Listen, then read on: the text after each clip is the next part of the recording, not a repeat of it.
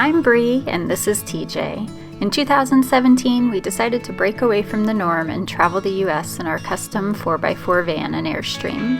We loaded up our two dogs, Madly and Brody, and hit the road. We quickly realized life on the road is full of surprises, and our name-embracing Detours fit our new life perfectly. Please subscribe, and welcome to the adventure.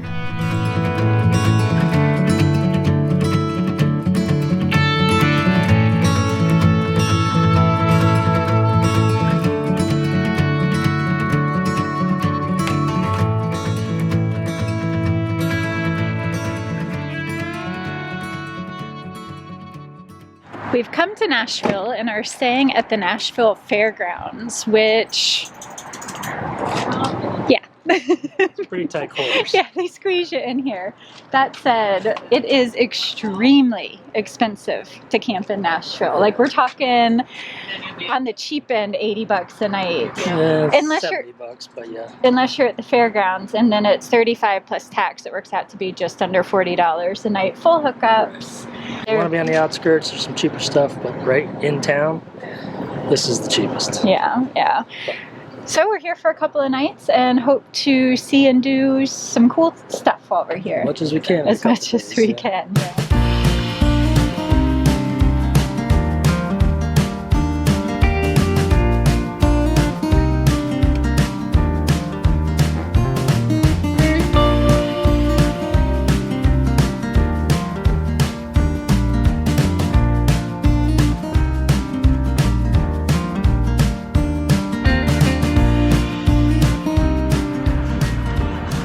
On Broadway. Tell us how you really feel. It looks really cool, but I hate traffic and I hate trying to park this humongous thing in such a small area.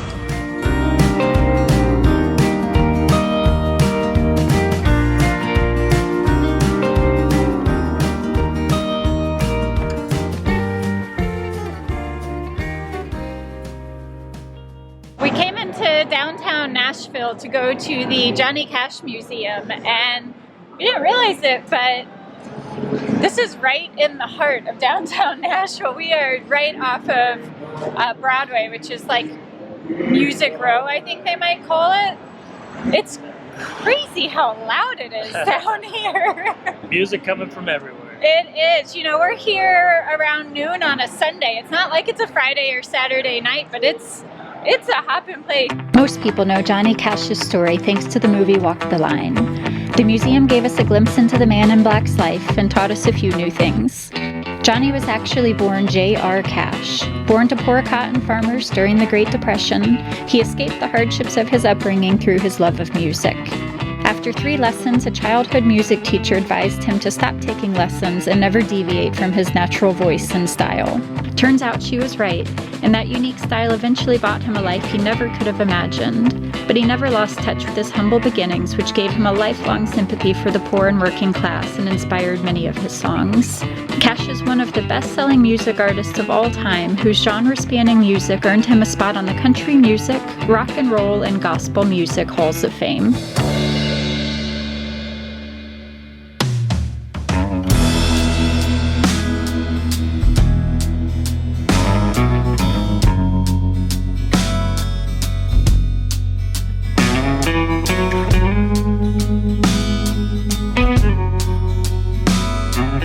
That behind us is the famous Ryman Auditorium. Yes, it's known as the Carnegie of the South and the Mother Church of Country Music. It actually hosted the Grand Old Opry show for a span of about 31 years, and it sold out every single show. Yeah, a lot of history there. A lot of famous acts have come through that building. They do give tours inside. They're $26 a person. We just paid $21 a person to do the Johnny Cash Museum. So yeah, Nashville's it can be a very expensive place to visit if you pay to do all of the things you might be interested in, but we figured it's free just to walk by and see it.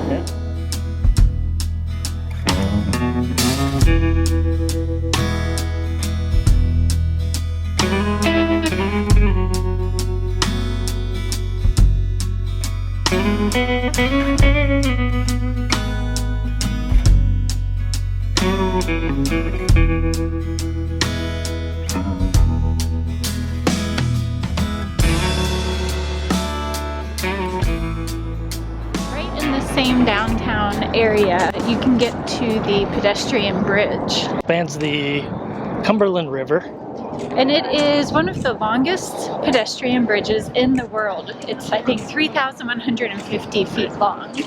So it's a iconic landmark here in Nashville. It actually shows up in a lot of country music videos.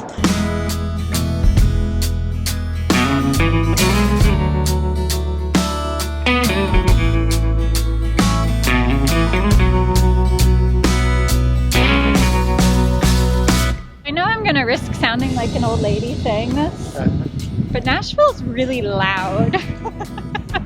Music City. We're, walking across the pedestrian bridge. We're a few blocks off of Broadway, but the amount of noise coming off of that street is just astounding.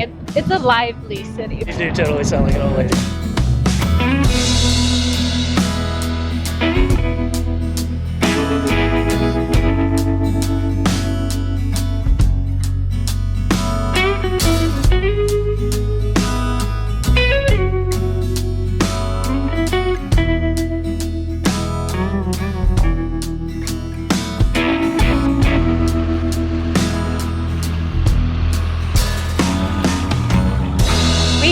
Out of downtown Nashville to a place that holds a special place in TJ's heart. So I'll let him make the introductions. So I'm, like many people I guess, a big fan of the show American Pickers.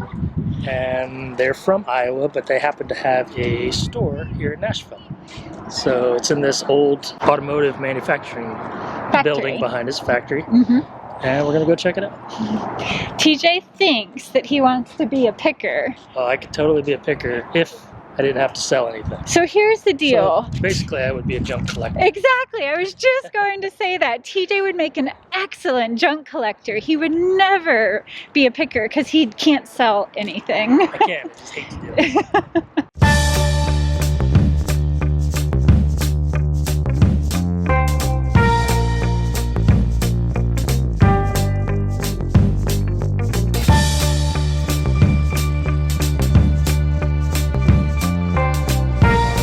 How cool is this that they have a lot of the shops still set up in here? No, this is awesome. I got all kinds of cool artifacts in here. I feel like you could build a car with all the stuff they have left in here. It's really awesome. Pretty cool. It's also like a sort of like a strip mall.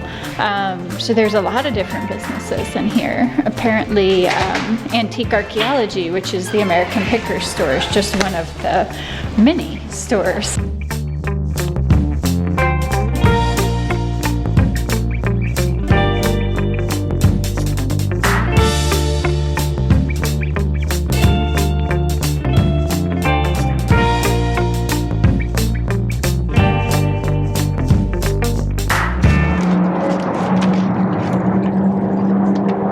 To your expectations? It was like a touristy store. They had a lot of branded stuff in there. Yeah. They're definitely capitalizing on the TV show, which I get, it makes sense, but yeah. But you did get to see some stuff that you've seen them pick on the show. There's some cool stuff there that you saw on the show. And the store itself is cool. The building is amazing. Yeah. Just coming for the building itself and walking around inside was awesome. Yeah. I think I enjoyed that the most, honestly. I agree.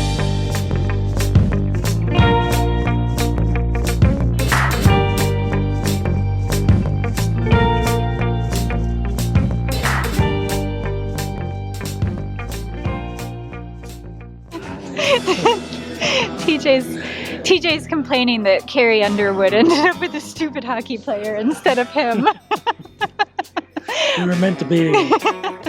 You got the next best thing, babe. I know. I got the first best thing. Aw. So we've come to the Grand Old Opry house, which is a ways from downtown Nashville. Yeah, it's quite a ways down there. Yeah, so this is where they've been holding the Grand Old Opry since 1974. They moved it from the Ryman Theater, or I'm sorry, the Ryman Auditorium downtown to this location. They still do in the wintertime. They hold concerts in the Ryman downtown. Yes.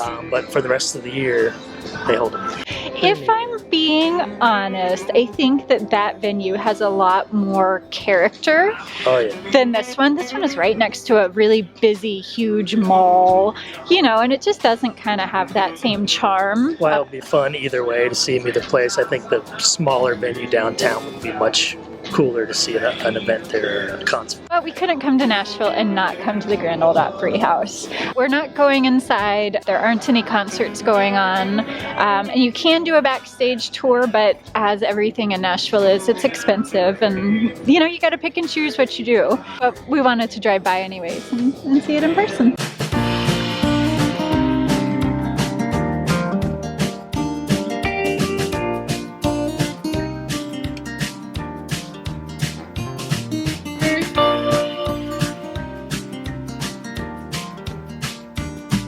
As you get closer to the building itself, you see these massive glass wall that goes all the way up. It's obviously a beautiful venue, and like TJ said, seeing a concert, whether it be here or at the Ryman, would be incredible.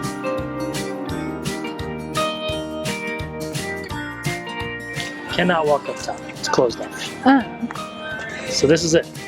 This is all the Grand Old Opry you get to see. Headed out of the Grand Old Opry house. It's neat when you really think about the history here and how they've been honoring country music and its history for almost 100 years. The show's been going on since 1925. Yeah, in 1925 they started a radio broadcast, and it's now become the longest running radio broadcast in U.S. history. Yeah, so when you really think about that and how it's evolved over that time, and it's now become like one of the, I guess, crowning achievements for a country music star to be a member and perform here. I'll admit that I enjoy country music, but I'm not like a devout country music fan, but I can appreciate what it must be like to see a performer here, but also to be a performer and make it to the stage at the Grand Old Opry house. Apparently there's a circle that they have to stand inside when they perform, and I can imagine stepping into that circle, like how that must feel. It's been a cool place to visit, but we've got one last place, which is a surprise. I've found it online, and it's right up TJ's alley, and he has no idea what it is. Do you have any guesses where I might be taking you? Either has something to do with Volkswagens. Okay. Or there's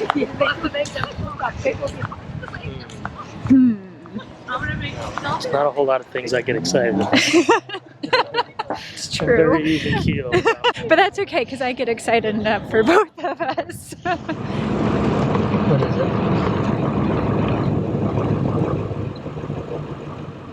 Oh, Cooters.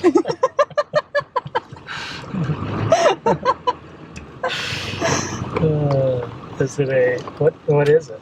Oh, Dukes of Hazzard Museum? In Tennessee? They're from Georgia. Listen, be excited.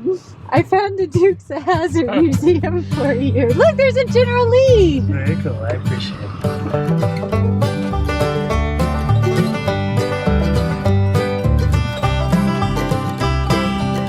I brought you to a place called Cooters. At first I was like, this isn't PG.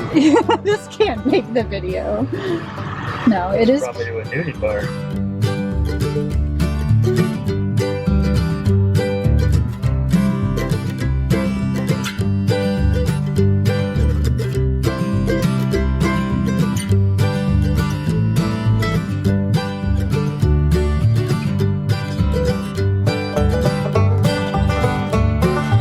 So is this your favorite TV show as a kid? This is, it was up there. Wasn't my favorite. With what else? Fall Guy, MacGyver. You seem like a MacGyver type, but you also are big into Smokey and the Bandit. And... Smokey and the Man was a TV show. Right, I know. But you like it's probably fast one of my cars. favorite movies, yeah. Fast cars and jumping things. Absolutely. Not a redneck. Just drive a big van. Not a redneck. From New Jersey. But you like all of these. It's funny because you love Dukes of Hazzard. You love Smokey and the Bandit. I like cars. Well, did you like your surprise? It was very cool. It was unexpected. You weren't... I had no idea. Would have never guessed. We pulled up to a place called Cooters and he was like, what is this place?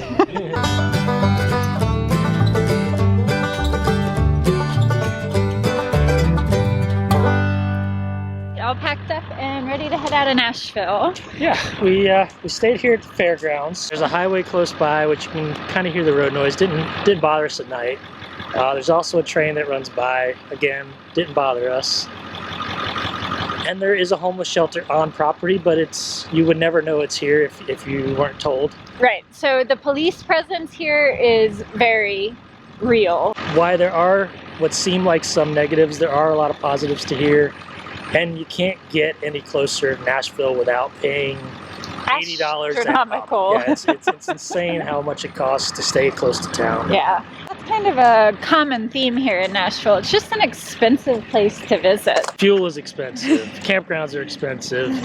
Going to do the sites is expensive, but it's a big city and there's a lot to do here, so it's kind of expected, I guess. It's time to move on today. We're the last one.